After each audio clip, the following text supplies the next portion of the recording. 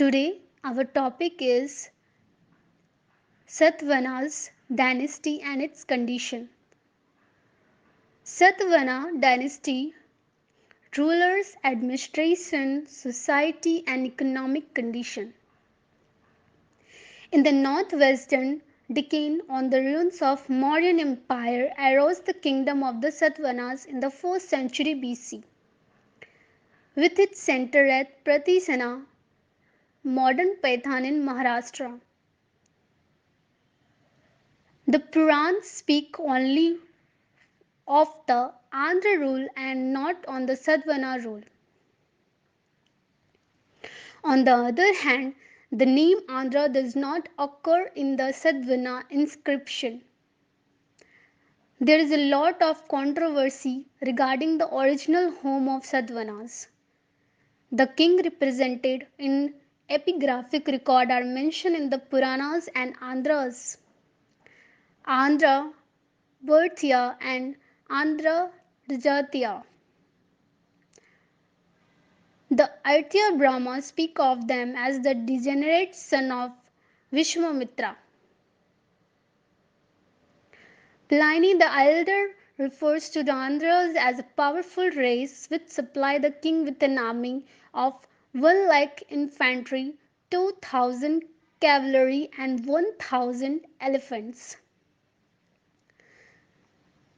The Sadhvanas were also called the Andhra dynasty, which has led the assumptions that they originated in the Andhra region, the delta of the Krishna and Godavari rivers on the east coast, from where they moved westernwards up the Godavari river, finally establishing their power in the west during the general political confusion on the breaking up of the Mauryan Empire.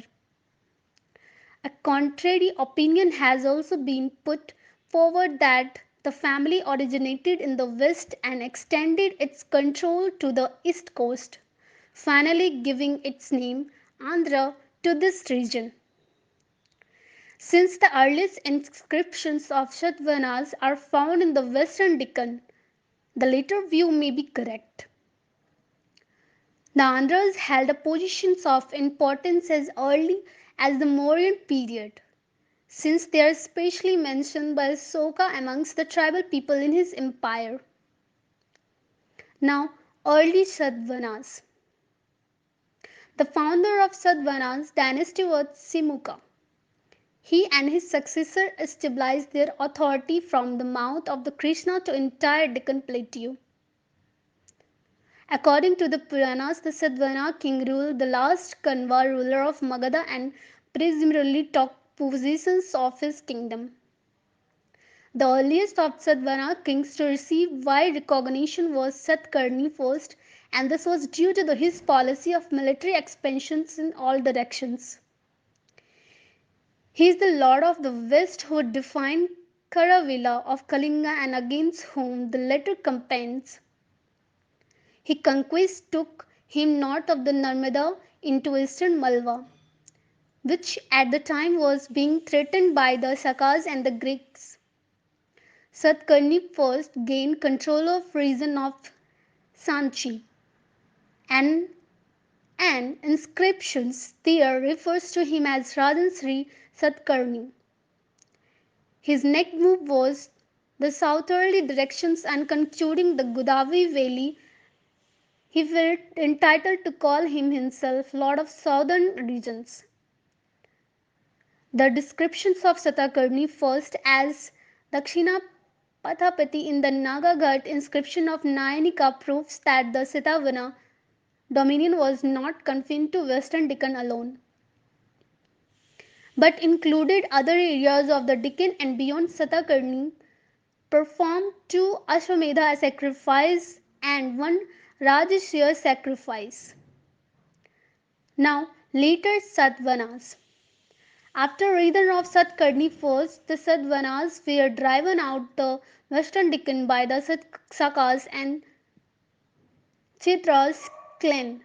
Coins and inscription of the Sakas chief Nahapana have been found around Nasik, indicating the Sakas' dominance in the area toward the close of the 1st century AD or the beginning of the 2nd. But it must have been soon after this that Sadhvanas risen. Their western positions for the coins of Nahapana are often pounded over stuck by the name of Gautamiputra Satakarni, the king who was responsible for re-stabilizing Satavahana power in this region by driving out the Sakas. Gautam Putri Satakarni AD 106-130 is said to have destroyed the power of Sakas and the pride of Kshatriyas, promoted the interest of the twice born, and stopped the mixing of the four Varnas. His achievements are recorded in glowing terms in the Nasik's Prasisti by his mother Gautami Balasri.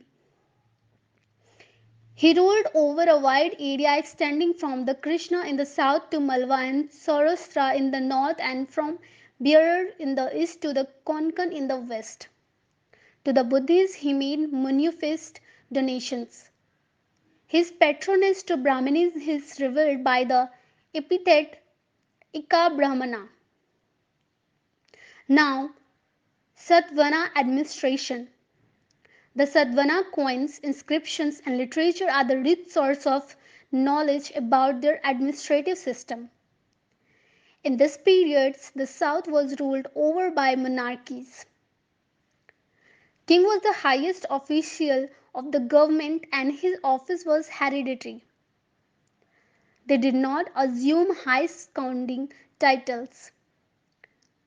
Similarly, the Sadhvana ruler did not believe in divine right of a king and they carried administrations in accordance with the directives of the Dharma, Shastra, and the social customs. The king himself led his armies in the battlefield and was commander in chief of his forces.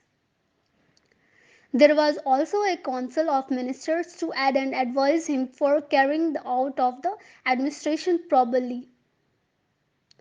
The king was the head of the government as well as the protector to his people. The Sadhvanas king regarded their subjects as their own children and always looked after their welfare. The Sadhvana empire was very vast. Their administration system was feudal. They have divided their empire among a number of feudal chiefs who manage the land revenue system and look after the administration. There were three grades of feudatories: the Raja, Mahabhoja, and the Maharthi and Senapati. The Raja belonged to the highest grade. He had the right to impose tax and strike coins. The kingdom was divided in provinces and janapadas for administrative efficiency. The highest official in provinces was Amatya or minister. His office was not hereditary. Men of proven ability were appointed to his official. Each unit had several villages. A village was administered by Gramika. There was several officials to help the king. Out of them, the most important were Senapati, Mahavoja, Koshadhyaksha, Rajaduf, Amatya, etc. There was also a special official called Upaditsa, who was charged with the duty of building caves, etc. for the monks. The bhikshus mean monks. The Brahmins were held in high esteem and they too observed and preached high standard for conduct. They were beyond the ordinary laws of the government. In this period, the local administration had its own importance. There were separate organizations to look after the administrations of the town and the village. The towns were administered by a body called Nagar Sabha, while in villages there were Gram Sabhas. This organization carried their functions independently without any interference. The military administrations of the Sadhvanas was also quite efficient. Their army consisted of foot soldiers, cavalry, and elephant. Foot soldier or infantry was the backbone of the army and the form of vanguard and were flanked on other side by horses and elephants. The soldier used swords, spears, axes and armors as weapons as war. It was by dint efficient military administration that Sadhvanas succeeded in expanding their empires. They kept a regiment posted in each village for maintaining peace and order. They were maintained at the expense of the rural inhabitants. Now, society during Sadhvana period. The coins, sculpture, and literature of the Sadhvana period are the source of knowledge not only in respect for the contemporary administration but also about the political, social, economic, and religious and cultural conditions. Now, social conditions. The Sadhvana society was divided into four classes. This division was based on economic activity and status. The first class consisted of high officials and feudatory chiefs who ruled over provinces and districts. The second class influence included petty officers like amatyas, mahamatras, and wealthy traders. In the third class were the middle class people such as the Vaidyas and or physicians, writers, peasants, goldsmiths, perfumers, etc. The fourth and the last classes were constituted of the lowest vocations such as carpenter, blacksmith, fishermen, and gardeners. They were the four divisions of the society. The smallest unit was the family, which is the eldest living member, commanded the great respect. He was called the Grihapati and was obeyed by all other members of the family. Women were honored. They were given higher education and they took part in religious functions. Some of the rulers even added their mother's name to their own name, such as Gautami Putra, Vashishthaputra, Pulumavi, and Kausiki Putra, etc. This practice itself reveals that the stature of women was much high. Sometimes women assumed guardianship of their minor sons and acted as their regents. They also took part in the Ashwamedhas. The Sadhvanas were Brahmins. Therefore, Brahmanes made rapid strides under their rule. The Brahmins were accorded the highest place. Effort was also made to revise the Varna system. In their bid to excel, Brahmanism, the Smritis declared that the 10 years of old Brahmin would be more revered than 100 years of Kshatriya. Mixed marriages were considered omniscience, though there are some instances of some marriages. Vasishthaputra Pulamavi himself married the daughter of the Saka ruler Rudraman, who is given respectably to such marriages. In this period, intermarriage among the Hindus and foreign tribes of the Sakas, the Parthians and the Greeks were freely consummated so that the foreigners were absorbed forever in the Hindu social order. Now, economic condition. Agriculture and trade were prosperous. Life of the common man was happy as he as well provided with the all facilities of life. They were economically well off. They inherited many traits of the material culture of the Mauryans and made their life better and well off. There was a free fusion of local elements and the northern ingredients under them. They learned the use of coins, bronze bricks, and ring wells from the Mauryans and added much to advancement of their materials life. Under the Sadhvanas, agriculture was prosperous and the village's economy was developed. Rice was cultivated in the territory between the Krishnas and Godavari rivers. Cotton was also produced. The peasants used implements made of iron which were extensively and particularly in Carnatic. There were also wells for irrigation. encouragement was given to trade and industry. The traders and those engaged in other professions had their own guilds and sanghas. Coin dealers, potters, oil pressers, and metal workers had their own guilds. These guilds looked after the collective interest of their trade and worked for their common uplift. These guilds were recognized by the government and worked as banker also, both internal and external to trade and industry.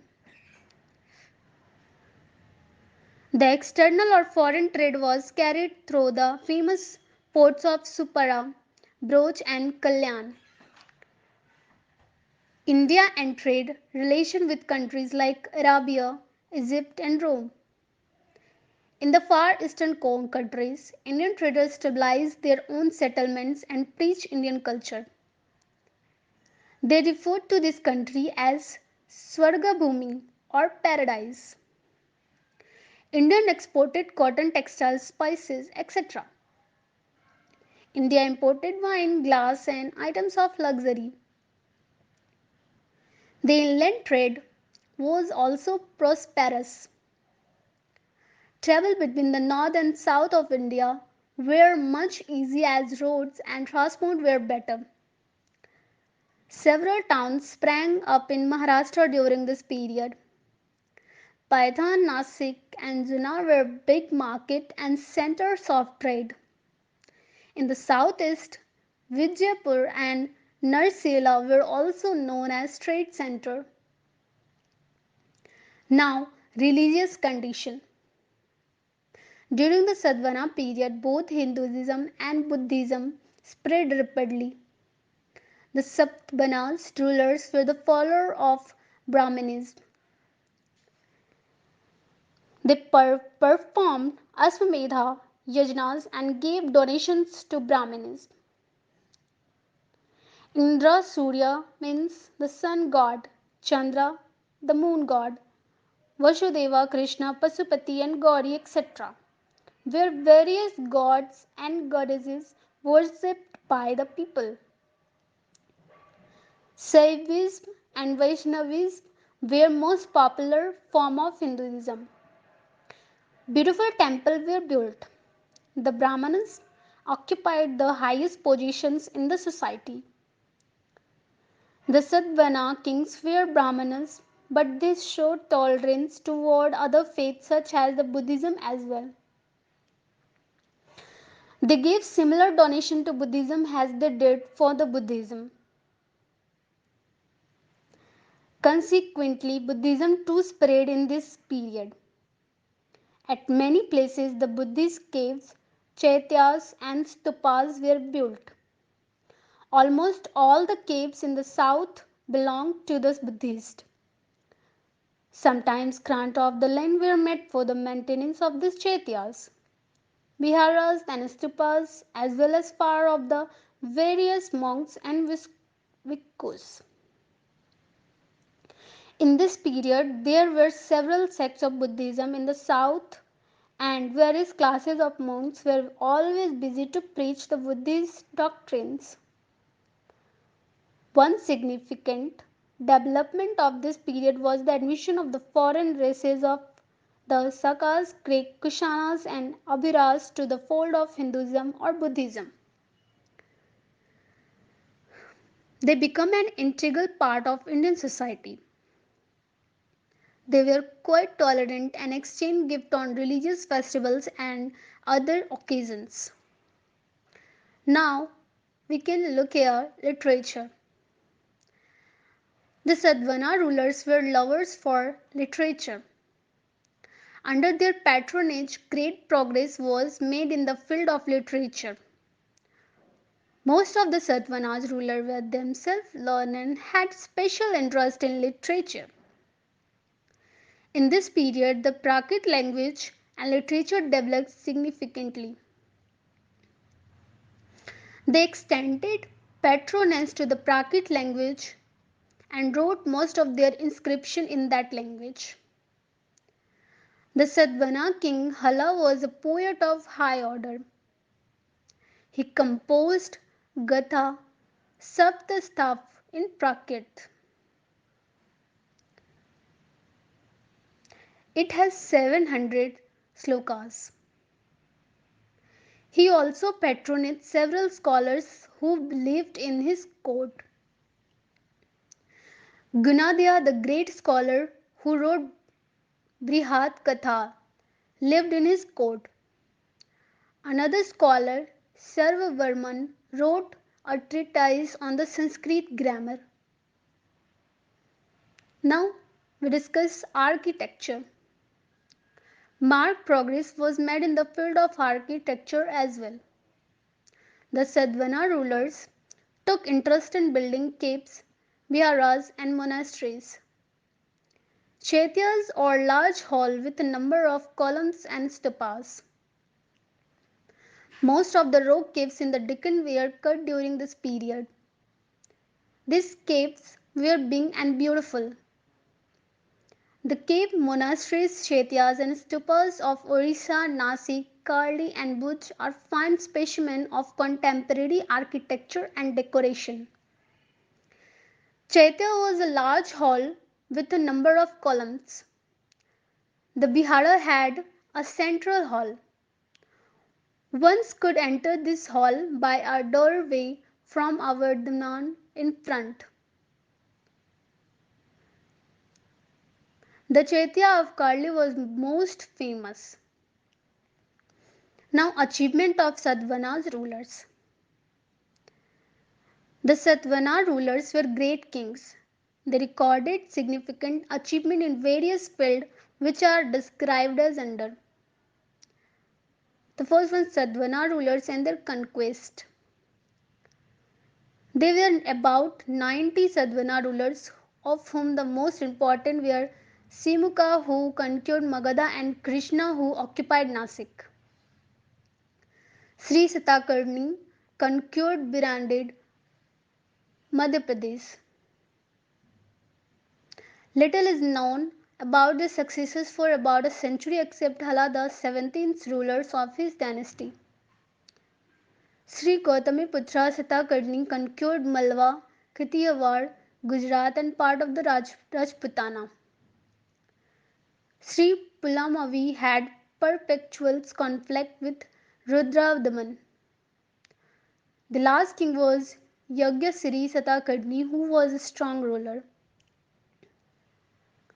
He waged wars to recover the territories conquered previously by the Saka rulers. Second one, political conditions and administration. The system of administration was monarchical. The king himself was the commander of his force. He sought advice from his council of ministers to carry out his administrations efficiently.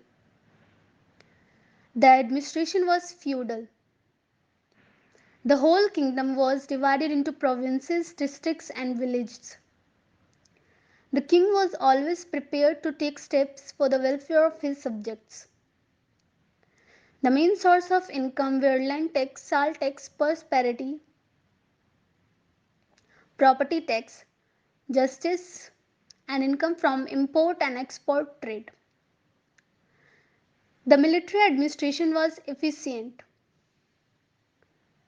The army, which consisted of infantry or foot soldiers, cavalry, or horses and elephants, were well equipped. Now, third, literary progress. The Satvana kings were lovers of literature.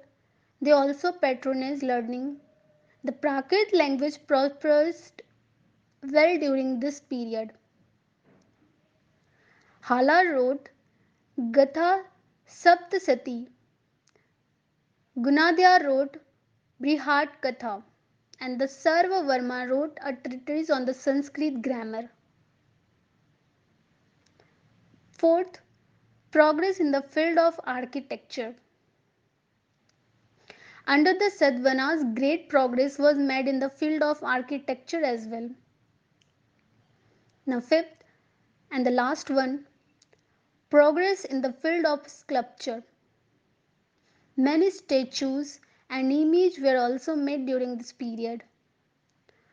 Most of the images depict scenes from the life of Buddha. The scene depicting Buddha's feet being worshipped is particularly a unique sculpture at the Amarvati Stupa. At Nagarjuna Kunda, the sculpture depicting the Buddha giving a sermon cast a spell of serenity and calm.